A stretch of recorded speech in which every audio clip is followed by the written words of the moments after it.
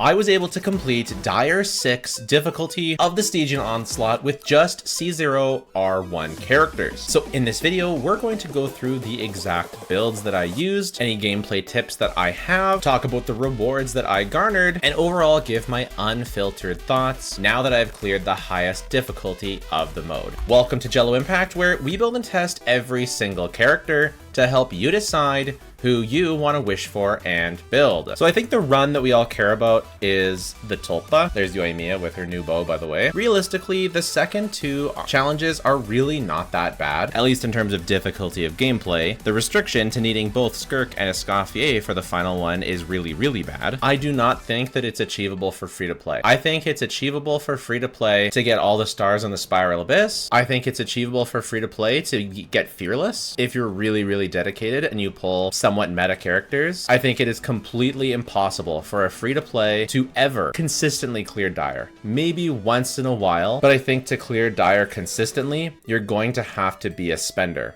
And it's a weird thing. It's a weird thing to think about content in Genshin that you need to be a spender to clear. That's not the reputation that Genshin has always had. Fortunately, the rewards are still in line with what Genshin would normally give for free-to-plays. Free-to-plays should easily be able to get all the Primo Gems every single time, at least one Dust of Enlightenment feather from these records. The second one, the Fearless one, is quite difficult, to be honest, and should not be expected unless your account is really, really excellent. And I think overall, this is okay. I think it's okay for there to be some kind of reward in the game for a really far in the future end game account. And these feathers are something we haven't had in the game before. So they're not taking away rewards from more free-to-play accounts. They're still giving all the same primos that they would normally, and they're giving 2 of these feathers, one from just spending the artifacts and one from clearing level 4. Just like in my last video, I think that this level 5 is about equivalent to floor 13 of the Abyss. So if you can't clear floor 12, then you probably can't clear difficulty 5. It's another level. On top of that, of course, we've already talked about it. The bosses are very restrictive, etc.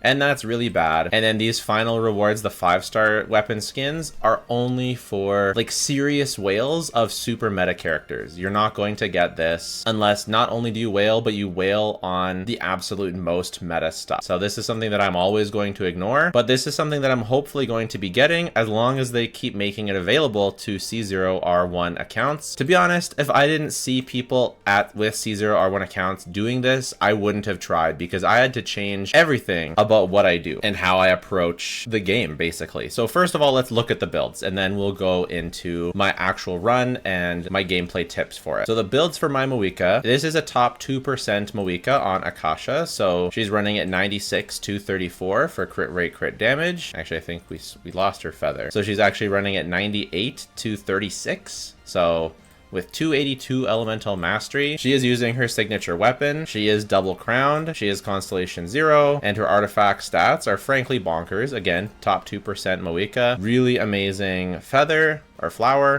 Really very amazing feather. Really, really excellent sands. Pretty solid goblet, especially for an onset, and really excellent circlet. So truly an amazing build. We use Bennett. I've got the weapon skin on him, but he was using the Mist Splitter Reforged. I do find the weapon skins overall, just to give a quick review of the rewards, I really like them for characters like Bennett, especially where Mist Splitter would normally look pretty terrible on him. But this weapon just looks really nice. Same with Fav on Farina. Like, that just looks so good that I don't have to run Favonius Land. And I can run this, which looks like as good or better than her signature. Yansan can wear something like this. So anyways, Bennett. Main thing was getting a lot of ER. I have 250, and that was exactly enough. I wouldn't go any lower than 250. That is exactly what he needed. He's obviously crowned. He's C6. Every bit of damage is important here, so C6 was big. And of course, he's on Noblesse. The only thing that I cared about was getting that 250 ER, so I just maxed for 250 ER. I don't, if he ever crits, he'll do some decent damage, but I don't care about that. One thing that I was going to try if I couldn't quite get it was Freedom Sworn. I hadn't quite leveled it up to 90. I do believe against the Tulpa specifically, Freedom Sworn would have been a little bit better than Mist Splitter, because he can actually do reactions on the Tulpa that he normally can't do against a regular enemy. So I think Freedom Sworn would have even been more optimal against the Tulpa, but I didn't have it quite leveled in time, so I just was able to complete the run with Mist Splitter. Shenhe obviously using her weapon, really quite big for her on this team. And I actually did kind of a crazy thing for her. I actually farmed for a defense main stat instructor's artifact set, which I know sounds a bit crazy, especially since I had to use 3-star pieces on her hat and on her goblet to get defense. The reason why is because to max out her weapon passive, she actually needs 3200 defense. So I got 3146, not quite maxed out, but pretty close. I actually farmed every weekly boss in the game in an attempt to try and get main stat defense pieces, and I was able to get 2 of them. Even though they were 3 stars and not 4 stars, it was enough, fortunately. Citlali, although normally she can use Thrilling Tales almost as well as her signature, for the Tulpa, you actually do need her signature. Obviously, getting something big like her C2 would also work, and like Moika for her C2. But in this case, you know, I have her signature, and that's required because Thrilling Tales in this scenario is just not useful because the switching that you have to do, which I'll show you later, is no good. And by what I mean that, I mean like you're not always switching into Moika from Citlali. You're using her earlier in the rotation. For artifacts, she was using Tenacity. I did build an ER build. The stats don't matter all that much, but I gave her an ER build so that I could use her burst sometimes when I had downtime in the rotation, but mostly I wasn't using it for her burst. I was just using her for her skill. And Elemental Mastery gives her a stronger shield. The stats aren't a huge deal because generally her burst is a DPS loss and you mostly only need to use her skill. And then I have her 9/9, but the talents don't really matter all that much. But I did go for that final ascension. Mostly it's just her and her weapon. That's the biggest deal here. Those are the builds. My most recent dire clear I did do with C3 Chlorand just because I personally wanted to see my Chlorand on that screen. But I was able to do the exact same clear with a C0 R1 Veresa. My C0 R1 Veresa is a top 1% Veresa. It's a ridiculous build. It's the best build that I've seen. I think it's something like a top 16 Veresa in the world. So she was able to do it. She's 10-9-9, insane build. The only tips that I really have for this team is because you kind of play it relatively normally. The only tip is you just go crazy on ER. So you're going triple Fav. You're going Fav on Xiangling, Fav on Yansan, and Fav on Chevruz. That's sort of the main mistake I see people making. You want to make sure you have as much HP as possible and as much ER as possible. I made a mistake and I have my Chevruz on crit damage. She really should be on HP because she's missing out on the buff by having such low HP here. I guess I had Bennett on it because my HP stat has HP one has a bit more ER. It's critical to apply lots of pyro to the boss. Yansan, again, you just want to make sure ER and attack. I'm not even maxing out the attack stat here because I'm focusing more on ER. And then the Skirk team, I have a very good Skirk, not top 1% like the others. This is like a top 3% Skirk. So these are my stats. I'm using her signature set. This is the stats. These are the pieces. Very good. My Farina I was using on Golden Troop. Tenacity, I got a much better clear with Tenacity, but I moved Tenacity over to Citlali. I only have one Tenacity set, so I may or may not farm another one, but yeah, I wasn't able to get as good of a clear as I was with Farina on Tenacity. It was significantly lower, actually. So I do recommend Tenacity Farina if you're struggling with your skirt clear.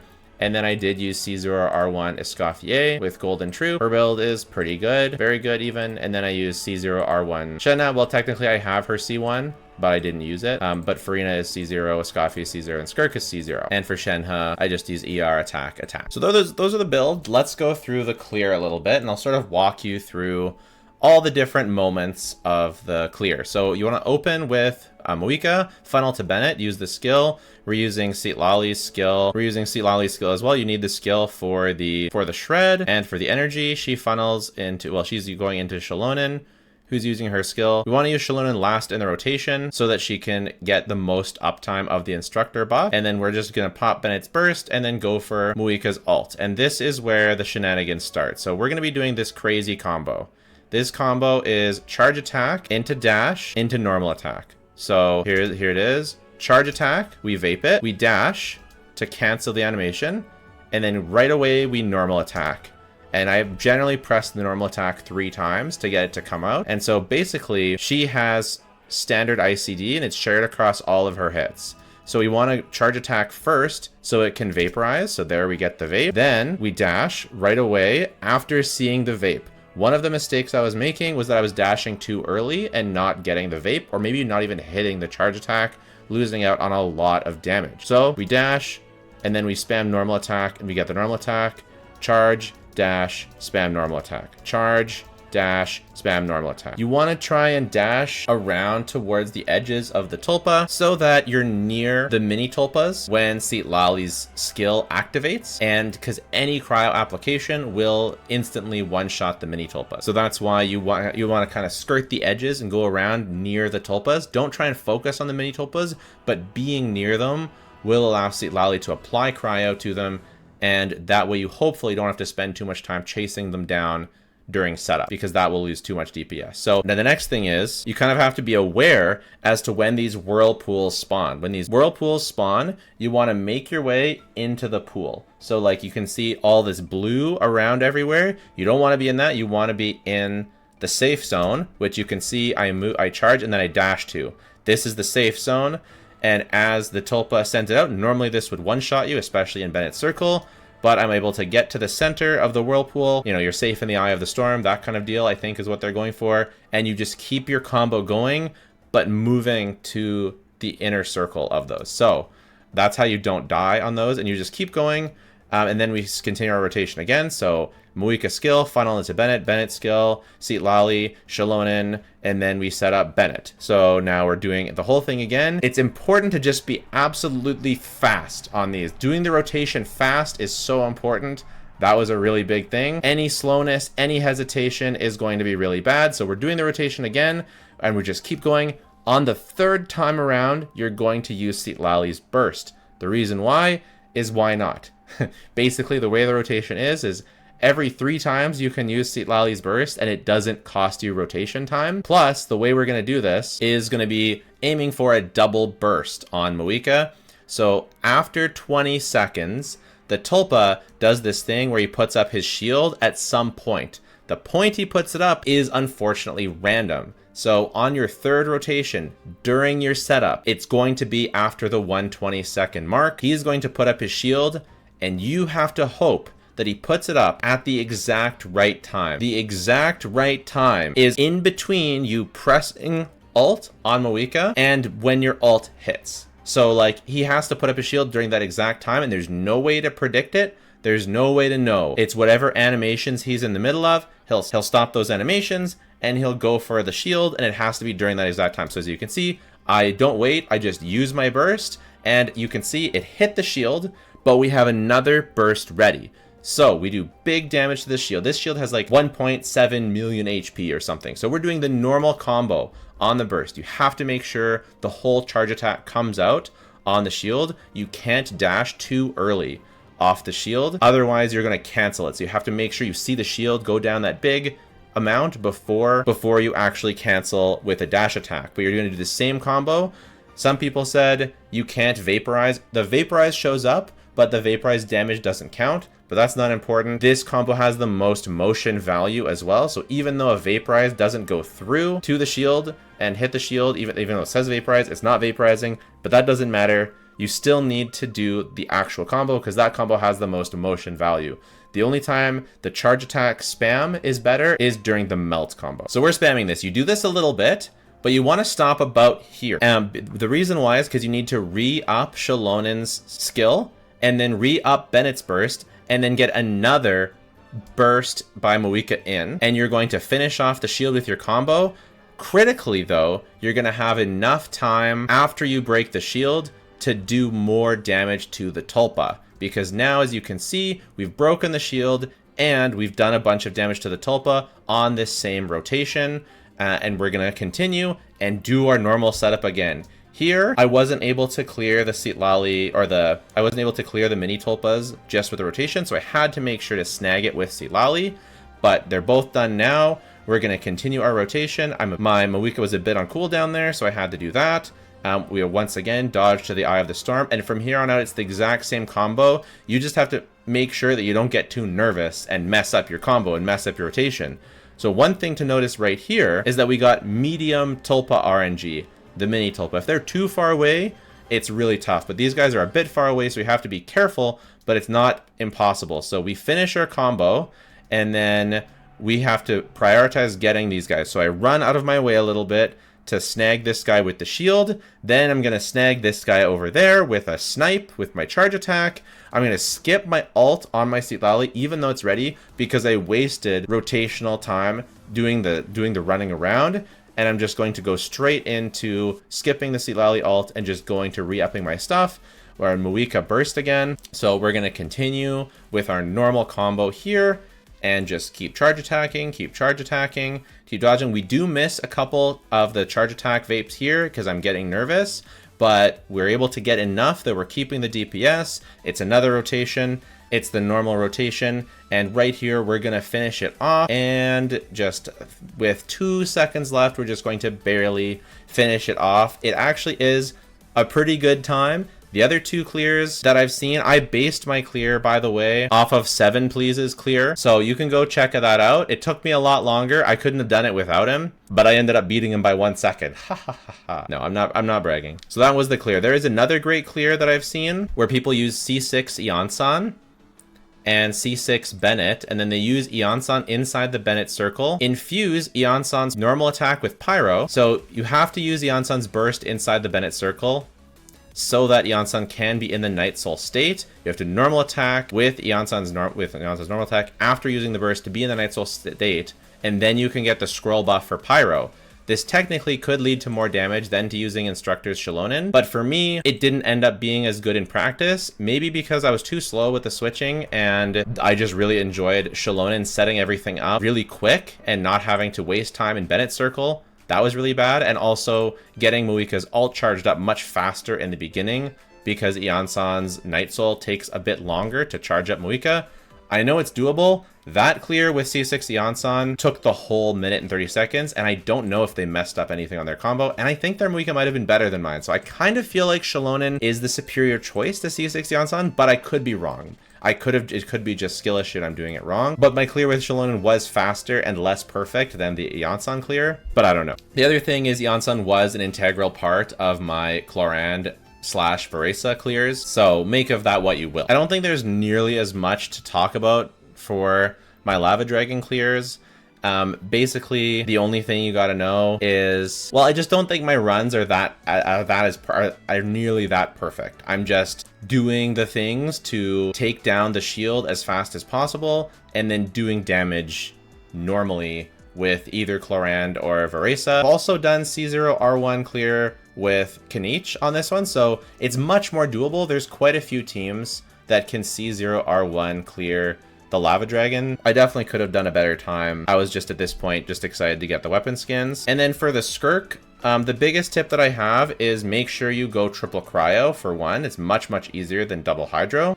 And then for 2, your first rotation, don't worry about getting everyone's bursts up. I start the rotation with Farina skill, Escoffier skill, Shenhe skill. I do like half a rotation on Skirk, and then as soon as Farina's burst is ready, I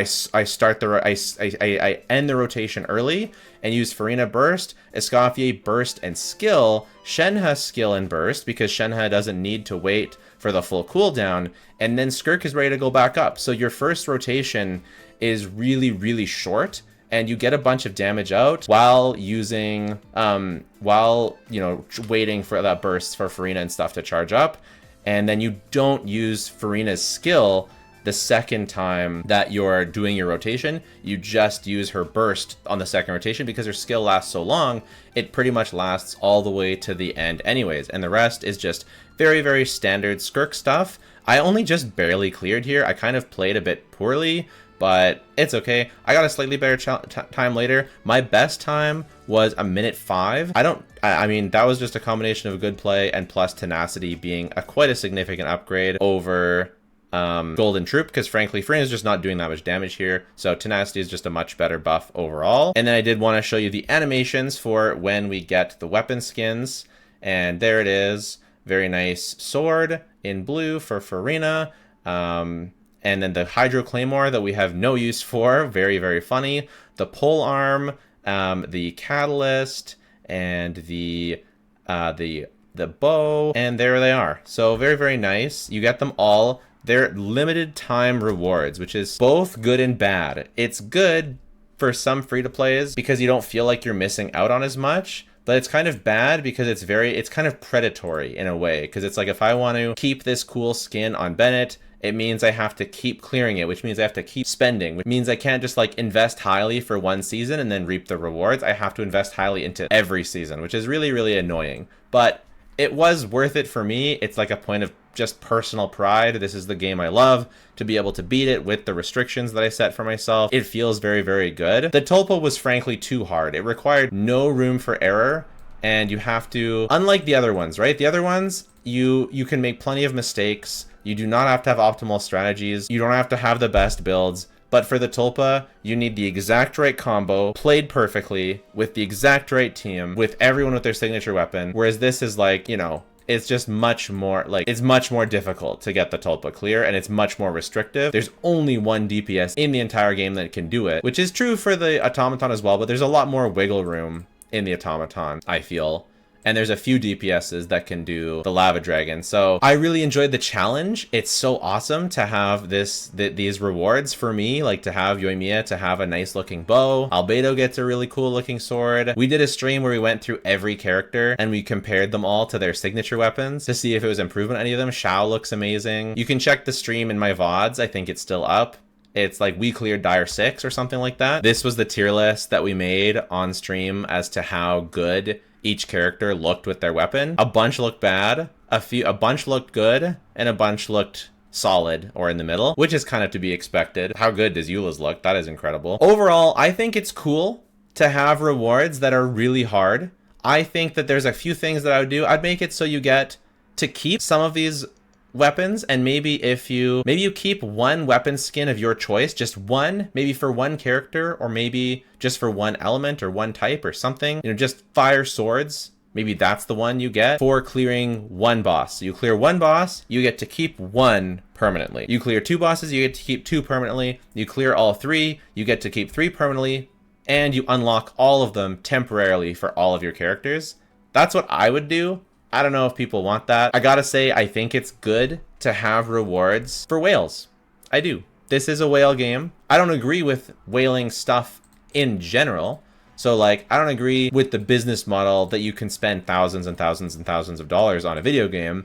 I don't necessarily agree with that model in terms of how I would design my perfect game. But if you're gonna have it, I think it's good to have some rewards that are sort of exclusive to them. I just think that this should just be a teeny tiny bit more achievable, or at least it should be achievable with more characters and more strategies instead of one specific team with one specific combo that has to be played perfectly. It's one thing if it requires cons. It's another thing if it requires cons for a specific character played a specific way. It just kind of ruins the fun of team building. Overall, I had a lot of fun, and I feel really good that I completed it, and it was a really fun challenge. And it was nice to have a payoff for all of my well-invested characters. So in some ways, I really, really enjoy it. I'm glad it exists. I really would like to see a lot of improvements to it. In a lot of ways, it is very frustrating. But let me know your thoughts. I know a lot of people are going to hate it, but I was able to do it, so I kind of like it.